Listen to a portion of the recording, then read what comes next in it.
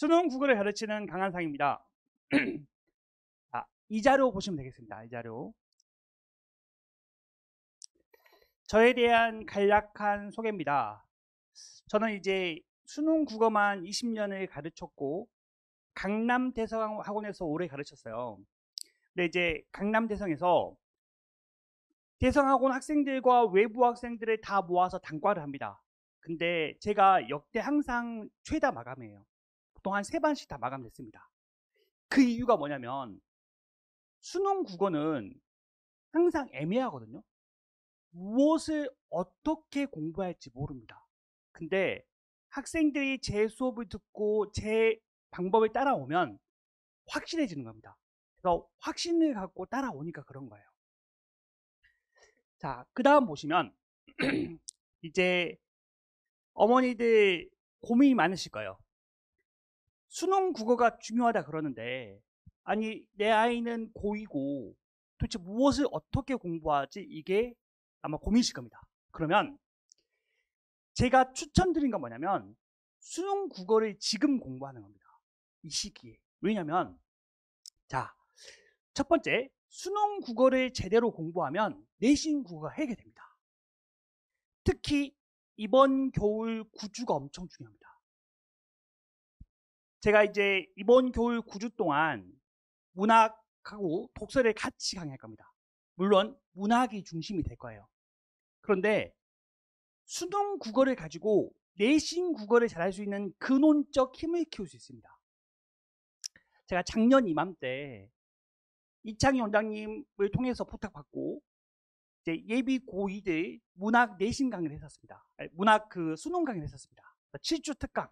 그때 50명의 학생들이 수업을 들었는데 얘들이 7주만 딱 듣고도 수능 문학을 이렇게 하는 거니 이 방식대로 내신하면 되는 거군요 라고 깨우쳤죠. 그리고 그 겨울 7주만으로 그 힘만으로 1년을 쭉 끌고 갔습니다.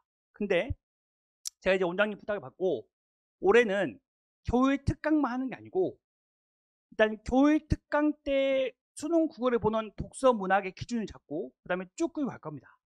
자, 두 번째, 그러면 왜 고2 때 수능 국어를 하면 좋냐?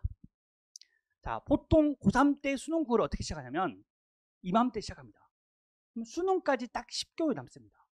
그리고 10개월 때 또 중간고사, 기말고사 빠지고 나면 공부할 시간이 너무 적어요. 근데 수능 국어는 결국 독해력과 사고력을 수정하는 거예요. 근데 그 기간이 너무 짧습니다. 근데 제 자신 있게 말씀드릴 수 있어요. 지금 만약 이번 겨울에 공부하시고 뭐 겨울만 하고 끝날 수도 있고 아니면 쭉 갈 수도 있는데 그때 이 기반을 잡아놓잖아요.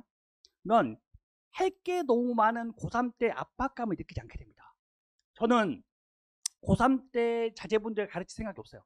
그냥 올해 끝낼 겁니다. 수능을. 그래서 이제 제가 서울대를 나왔는데 저 같은 경우 고2 때 전과목 공부 다 끝내놨습니다. 그리고 고3은 여유롭게 내가 약점 줄이는 연습만 했어요. 그래서 의대나 스카이 등 상위권 대학 가고 싶다. 그러면 이번에 끝내놓는 게 좋습니다.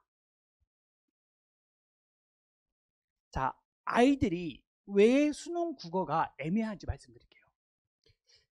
제가 학생들을 가르쳐 보니까 학생들은 크게 3가지 유형이 있습니다.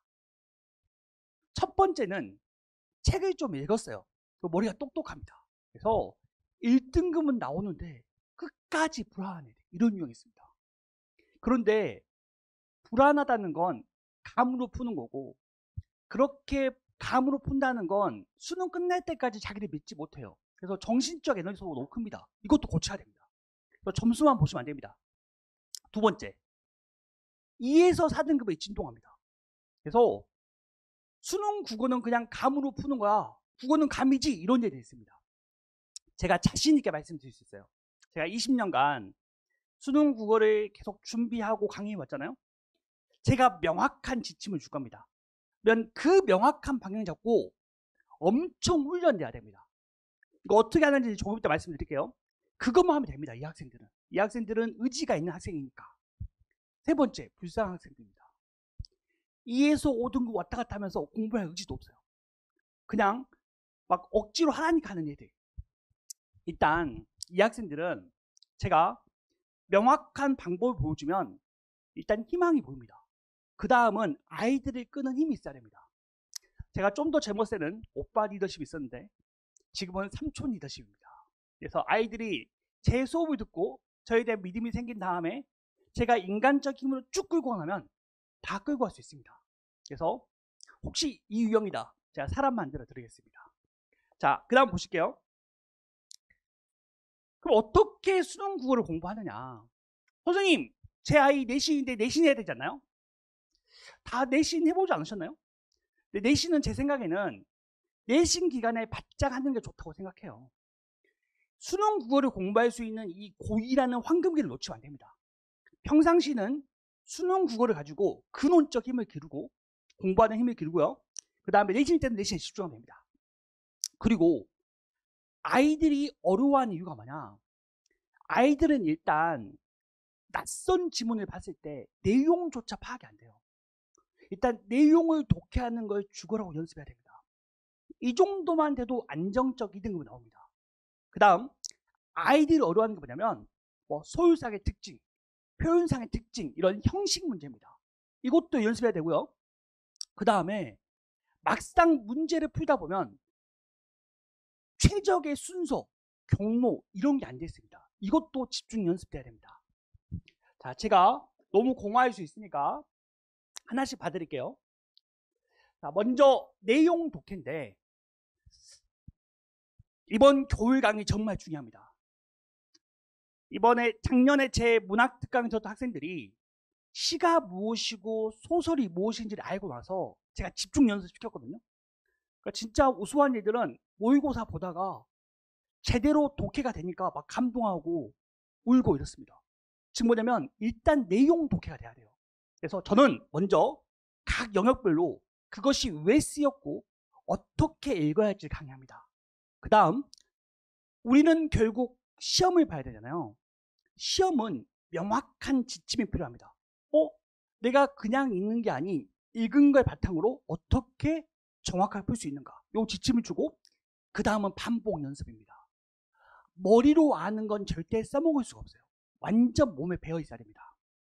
그게 뭐냐? 자, 제가 먼저 각 영역별로 독해 오해를 제대로 이해시켜 주고요. 그 다음 명확한 행동 지침을 줍니다. 자, PPT에서는 내용이 잘 안 보이시죠? 그래서 제가 현장에 오신 부모님들을 위해서 이 프린트를 준비했습니다. 프린트 잠깐 보실까요? 7페이지 한번 봐주세요. 7페이지. 자, 이 프린트 자료는 진짜 좋은 자료입니다. 이거 제 선물로 드리는 거니까 버리지 마시고요. 댁에 가셔서 자제분한테 주십시오. 그러면 수능 국어가 무엇이고 어떻게 준비할지 알 수 있습니다. 자, 한번 보실게요. 7페이지. 수능 독서 지문이 있고요.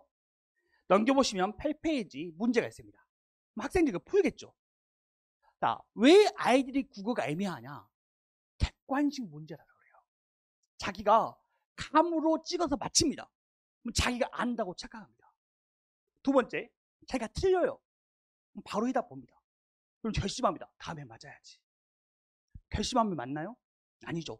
절대 그렇게 하면 안 되고 확신할 수 있어야 됩니다. 어떻게 확신하냐? 9페이지 한번 보실까요? 제가 20년 동안 수능 강의에 인생을 하나 넣었잖아요. 이게 수능 평가원에 나왔던 모든 지문들에 대해서 단락별로 단답형 문제를 만들어놨습니다.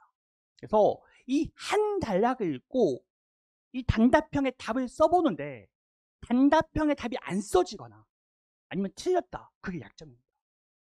자기가 무엇을 모르는지 아는 거죠. 이게 명확한 지침입니다. 그래서 상위권 학생들은 이거 한두 번만 해도 금방 깨우치고요. 중위권 학생들은 이거 하다 보면 2등급까지 금방 갑니다. 아, 내가 이렇게 글을 읽는 거구나 라는 걸 깨우치게 됩니까? 이게 명확한 지침입니다.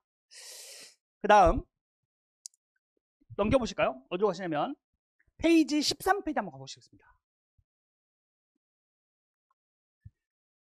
한 번 듣고 안다면 얼마나 좋겠어요. 근데 그럴 수 없거든요. 그래서 제가 교재를 어떻게 구성했냐면 단답형을 하면서 자기가 아는지 모르는지를 정확하게 안 다음에 제 강의록을 강의에서 제가 강조한 모든 포인트를 다 써놨습니다. 학생들은 이거를 무한 반복에 읽으면서 내가 어느 포인트에 주목해서 읽을지를 알게 됩니다. 이건 지금 흑백이라서 보기가 좀 어려운데 제 거 교재는 칼라입니다. 그래서 학생들이 책만 보고도 사랑에 빠집니다. 그래서 정말 보기 좋게 돼 있고요. 그 다음 이제 보시면 프린트 몇 쪽을 보시냐면 프린트 16페이지 보시겠습니다. 제가 아이들한테 이제 테스트를 보고 나서 또 과제를 주고 나서 정답의 근거와 오답의 근거를 써오는 숙제를 줄 겁니다. 그리고 아이들은 자기가 왜 정답으로 했는지 오답으로 했는지 자기 생각을 쓰는 거죠. 그리고 이거와 비교합니다. 그리고 저는 아이들이 써온 생각만 보고도 얘가 제대로 독해하는지 사고하는지 알 수 있습니다. 이렇게 가르칠 겁니다. 이게 이제 제 강의 컨텐츠고 문학도 똑같이 만들어놨습니다. 보실까요? 18페이지.